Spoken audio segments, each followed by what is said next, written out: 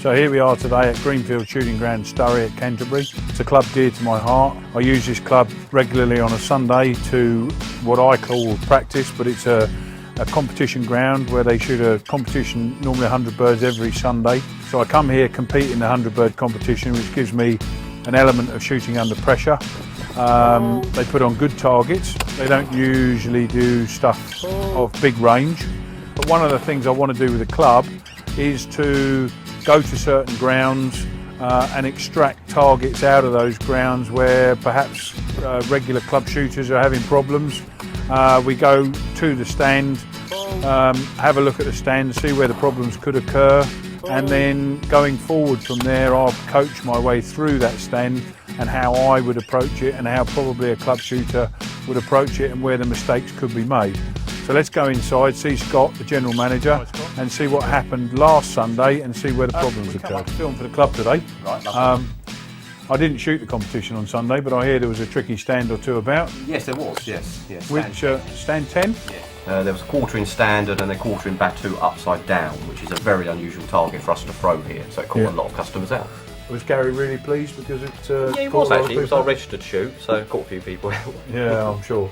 He every now and again he gets out of bed on the wrong side, and you get one of those more difficult shoots. So it looks as though that was one. Yeah, it was. Yeah, it did prove very tricky for our sort of run-of-the-mill customers. There was a few, people that shot well, but not to their averages. So yeah, it was a good shoot. Excellent.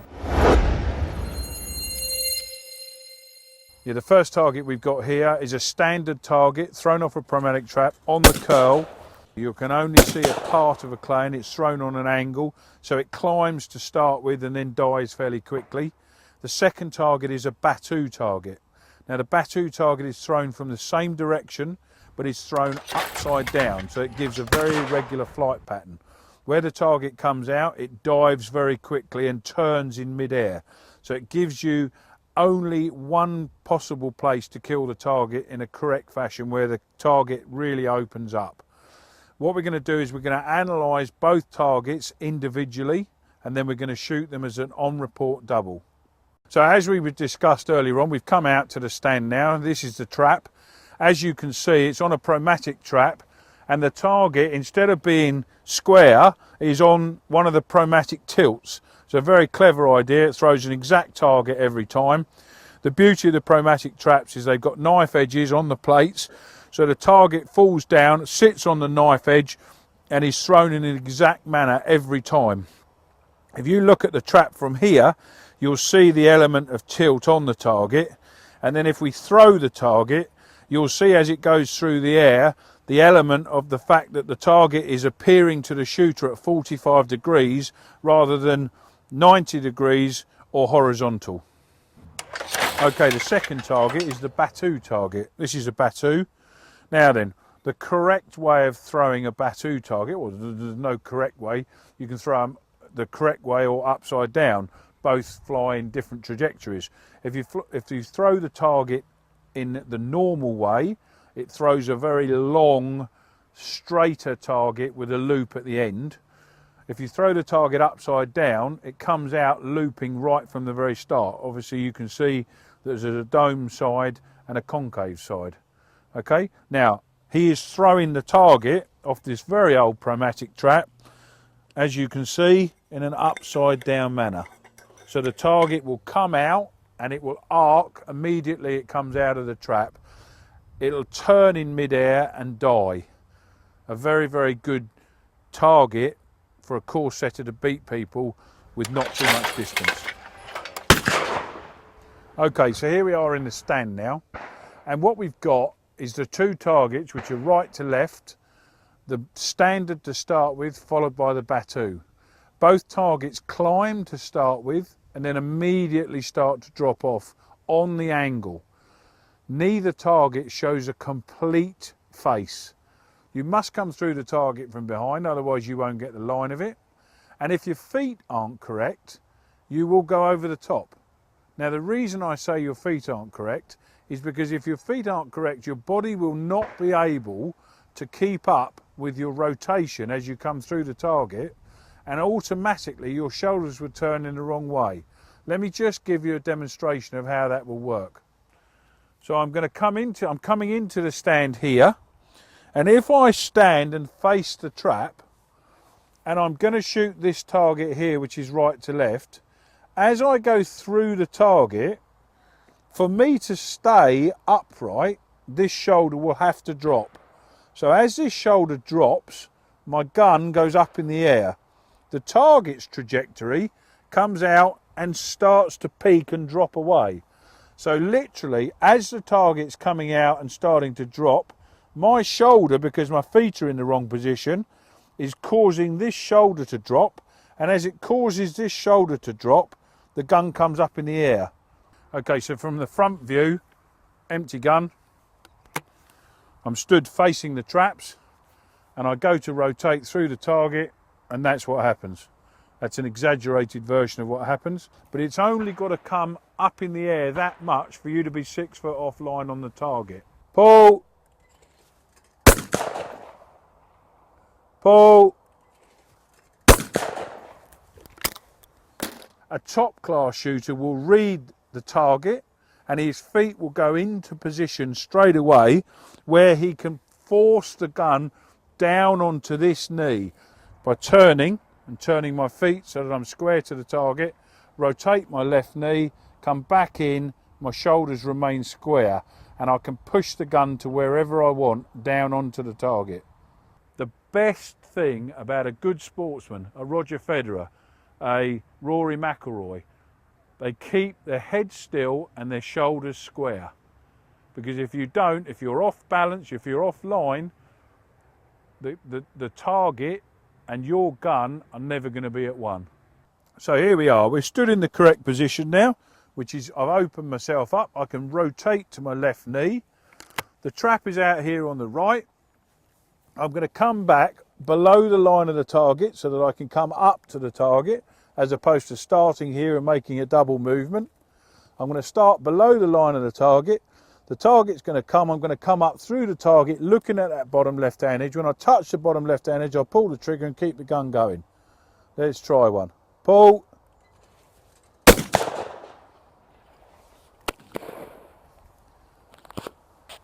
Try that again. Pull. Pull. Pull. Pull.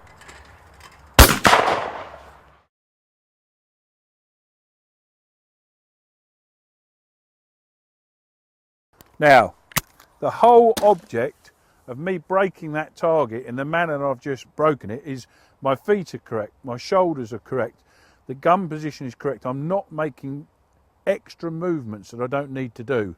I'm just coming through the target from behind, touching that specific point on the clay, pulling the trigger and keeping the gun going. So it's effectively the economy of movement is breaking the target as easily as it's just broken there. Okay, we've broken down the first target, the standard. Now we're going to move on to the Batou. Looking at the Batou and seeing the trajectory of the target, obviously it comes out in a fairly straight line and drops off at a very quick pace, as we spoke about earlier on. The way I'm going to approach this is I'm going to wind myself back. I'm going to keep a very similar stance to the first target. That way, as an on-report double, I'm not rushing and changing my feet in between targets. I'm going to keep a similar stance, but I'm going to let my knees and my body do the work, come back to the target, and I'm going to look to attack the target in a way where just as it starts to come off its peak and open out, I'm going to shoot it slightly earlier than perhaps, say, a club shooter would. And the reason I'm going to do this is a club shooter and a slightly less experienced shot will always try and shoot at the bigger picture. So they'll always try and shoot at the Batou when it's opened out completely. Here, when the target's opened out completely, it's rapidly dropping. So not only have you got to work out the lead, you've also got to work out the line, and the fact that it's dropping on a curl is very difficult. For me, I would attack this target and shoot it in a slightly earlier manner than normal, for a normal Batou when it's opened itself out, and shoot it when it's sort of half open, And the reason I would do this is because the line is fairly straight. Now by shooting this with the line fairly straight, I can actually approach this target as a crossing target rather than a Batou type target. So although my picture is I'm only going to see half of the target, it's actually a more consistent method of shooting it because I'm shooting it on a straighter line than when it drops off. Okay, so what we're going to do here to shoot this Batou is I'm going to rotate my left knee back in and drop my right knee out.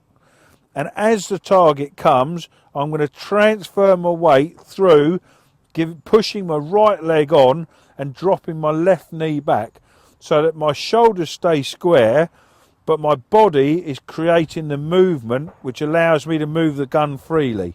So that is the movement that I'm looking for.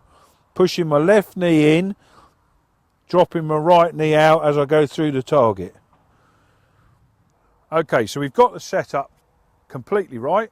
We're going to come in here, we're going to rotate our knees and we're going to come through the target. So obviously I'm going to be holding here at the edge of the cage. I'm going to be aggressive with this shot and I've got to look back as far as I possibly can to try and see that Batou, which is edge on and difficult to see in the trees, away from the trap. I obviously get a slight, I can see the arm come round, I can see the trap, I know when the target's gone, so I can preempt that movement slightly, but I'm still looking specifically for the target. I'm going to let that target go, and because it's fast and I'm more aggressive, I've got a faster swing than I would have for the standard target. So my body is going to rotate through the target, and I'm going to get that speed of swing from my body, not just my arms. My body's going to help me. As I come through the target, I'm going to shoot it as a flat crossing target just as it opens out. So as I'm coming through the target, because it's naturally dropping off, I'm going to be looking at the bottom left-hand corner, but probably in a position just underneath that. So instead of looking at the target, I'm going to be coming through almost underneath the target, looking at the target above my barrel. So I'm sort of looking at a channel 3 to 4 inches underneath the target so that my gun is always on the bottom side of it. That way, if the wind pushes it and pushes it down, I can go with the target. Let's just have a look at that. So I'm set up, my knees back, I'm going to hold here, I'm going to look back at the trap, I'm going to see the target off the arm, and I'm going to come through it in an aggressive manner. Pull.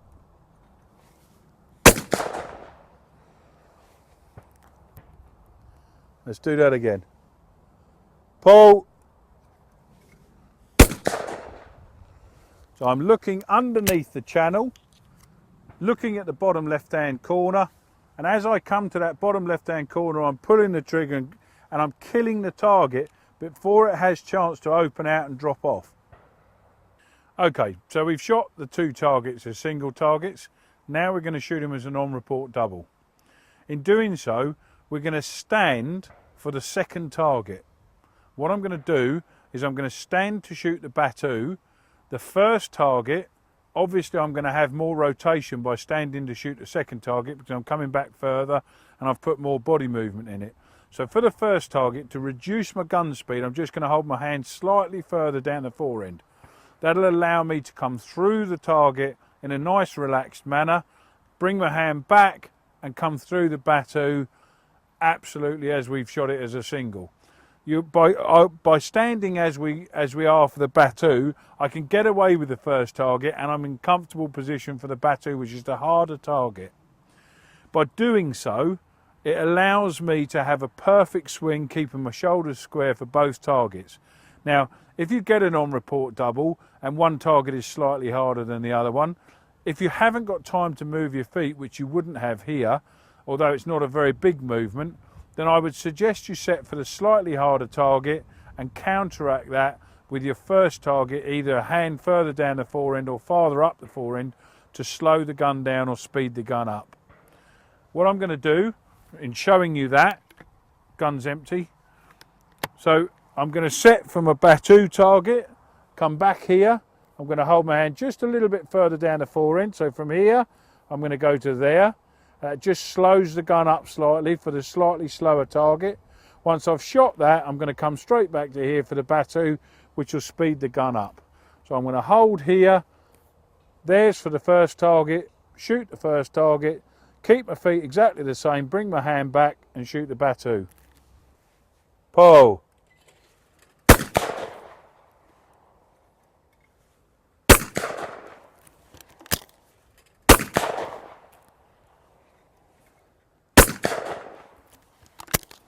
Pull.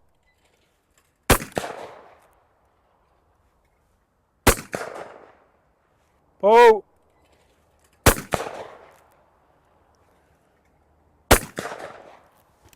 For me, this stand is a straightforward stand where you shouldn't miss a target for a more experienced shot if you're stood correctly and you have the correct technique. So we're going to stand correctly, we're going to keep our shoulders square, come through the target looking at that bottom front edge.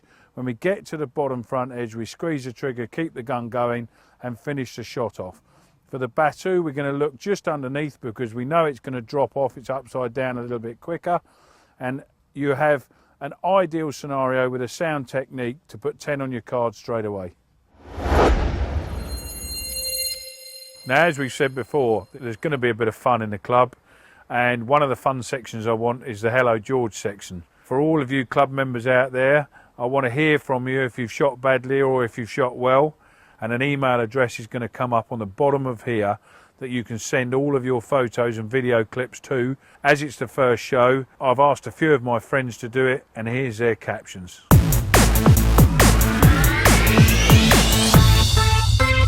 Hello George, sorry I couldn't come to the White Gold Cup with you yesterday, but I was busy being a best man. Got a hangover. Being a best man is a bit like going shooting with you most weekends.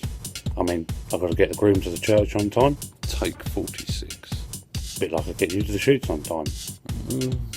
I've got to make sure he's got everything in place, everything ready. A bit like I do for you. Get your gun and your cartridges ready. Why am I standing in a carpet shop with a hangover trying to do things with you? And then at the end, I've got to stand up and make myself look stupid in front of 150 people. A bit like most weekends, really. Good luck with Club Digweed. Really looking forward to it. George, it's Croft here. I just want to wish you all the very best with your new TV show and your club. I know a lot of people are going to get so much out of it, so I want to be part of it too. See you soon, mate. Hello George, Rob here from EJ Churchill. Just wishing you all the best with Club Digweed. Hope it goes well, mate. We'll be all thinking of you and look forward to seeing all your members here at the shooting ground soon.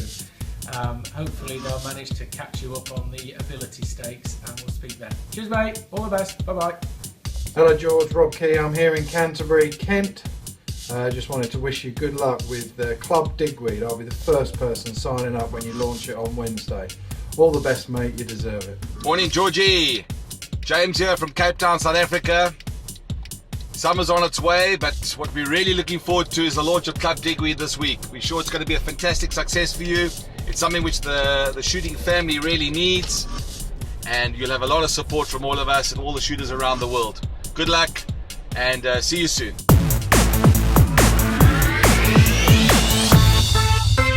Thanks very much for that, everybody. Now we're going to interview Sam McVitie, who's the shooting instructor, chief instructor at Greenfield Shooting Ground. We've been shooting here since 1947. The ground started on this lower field and then we moved up into the top field, which is about the same size as the bottom here, so we've probably got 60 or 70 acres. So the entries in those days were taken in a small green caravan, which stood over to my left, followed by what was an old newsstand. And then in 1991, this clubhouse that we can see here was then used and was then extended again in 2002. I always notice a huge amount of have-a-go people shooting on a Sunday morning. In fact, they're probably the first here at 9 o'clock, and there's normally a big queue of them out of the have-a-go stand right the way through until the finish of the day. How do you advertise that, and how do you get people to come and have a go at clay shooting? Well, originally the Have a Go stand was set up obviously to bring lots of people, or as many people as we can, into the sport of clay pigeon shooting. From there, yeah, we try and develop those people into moving on to getting their shotgun certificates and then moving into purchasing a gun and becoming a regular here at Greenfields. I see that you sell quite a lot of air weapons and that sort of thing in the shop. and you've got a specific piece of ground out the front for air rifles. Is that something that's taking off? Yeah, definitely air weapons are good business for us here at Greenfields. We now host the Canterbury Airgun Club, which is a separate entity to Greenfields, but they use our ground and our facilities here in the clubhouse. As chief instructor at the club, are you capable of shooting clays with an air rifle? Yeah, I've tried, and not wishing to sound big-headed, I hit just about all of them. Hey, he's done it again! Fantastic. One other new thing that I've noticed since I've been coming up recently is the addition of the new Claymate system. Yes, George, we've got the new Claymate system now installed throughout the ground. If they've only an hour or so to spare, they can come up, put their card in the Claymate system and shoot to their heart's content. If you come up in a group, as a rule, you can still come up in a group and shoot round on the Claymate system. It just saves you being escorted round by one of our scorers, and the group size going round now is much reduced and your shooting time is much reduced. And yeah, it's been well received by pretty much all of our customers. Do you foresee that your registered events growing, and do you see the championships hopefully coming in a manner that you can hold some bigger shoots here? Yeah, definitely. The registered shoots have grown since we started doing them. About 18 months ago we started in earnest doing them every month. And yeah, it would be great to be able to do some more bigger championships. The County Sporting Championship is always a good event. We've now got also the sport trap layout put in, and hopefully we will be getting that into full swing very soon. Excellent. Well, I wish you all the success in the future. Thank you, George.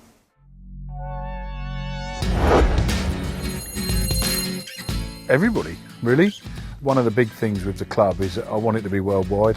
There's club shooters all over the world and experienced shots all over the world, and they're not brought together. The AAA pro class shooters are not going to want to go online and see what George Digweed's up to and see what he's been doing.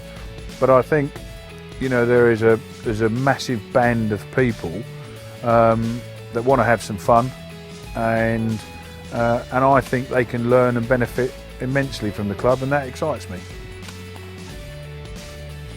I've produced DVDs before, I've written a book. Now it's all about social media and the internet and speed of things. So, you know, for me to bring this club online, offer the benefits online, offer the instruction online, offer Q&As online, you know, that club, whereas before it was either Europe or America or, you know, Australasia's, now it's one club and it's worldwide. If you want to come on and become a club member and learn, then you will learn plenty of stuff. And I will dissect each stand, I will go to different grounds each month, I will talk about you know, problem stands at that ground, see where probably mistakes were made, dissect that mistake and then shoot it as I would, or a pro shooter would you know, approach that stand. The other thing we're looking to do is after certain major shoots is perhaps hire the ground for the day after, so people can extend their trip for one more day, and I will coach people around some of the problem layouts and problematic targets that they may have experienced in a British World or European Championship or a Classic or something of that ilk. You know, we've spent a long time thinking about this, and we've gone through every avenue and every aspect. A standard club membership is going to be £250. A gold membership will be £1,000. We're still working on the corporate structure at the moment, and that won't be probably launched until the beginning of 15. But you know, they get a huge amount of benefits from that through the club, and if they're an active clay shooter and they've got, you know, a lot of clubs in their area that are giving back discounts, it won't take long for them to recoup their money.